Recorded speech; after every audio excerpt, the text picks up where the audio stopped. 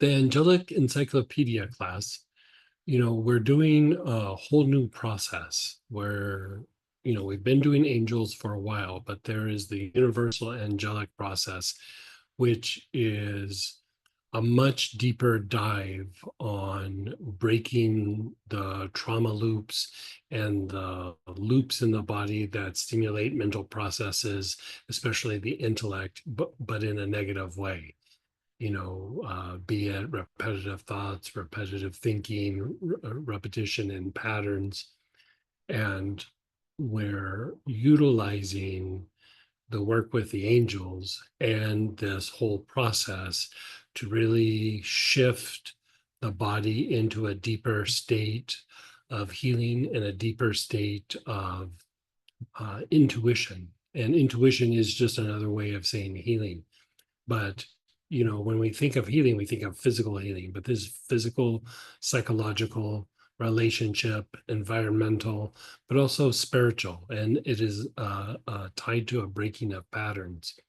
A lot of times when we think of karma, we think of it as, oh, I have this issue that I need to resolve, or I need to resolve this thing with this person. And it's more about how we think, not what we think.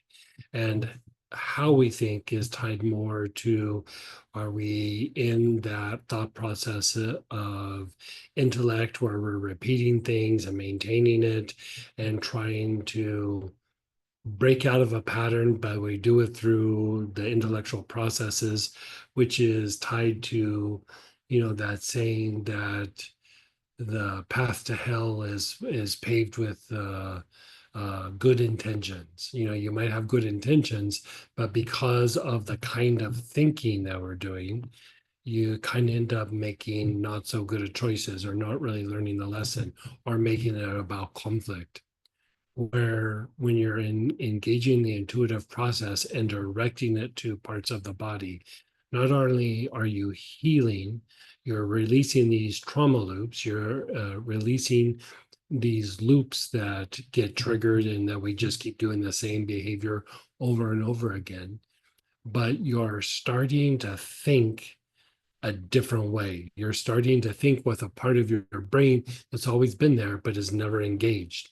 And I go to this one student who talks about a person that they know that the person will get triggered to do something or be asked to do something, and that person will do it, and everything's kind of fine, but then when they're done, they're very upset that they did it. They're very angry that they did it. They grind on themselves.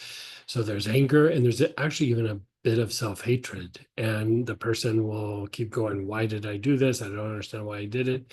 And that is a triggered response. Even when they were first initiated into that loop, somebody comes and asks them something, or a situation demands something of them, and instead of making a choice, they get engaged in this loop. And, they go through and they do it, and they're just busy and they're not really thinking about it. But then when it's all said and done, they're very upset and they blame themselves, or they're angry. And a lot of times it's not even something bad, but that they just got dragged into doing something that they really didn't want to do.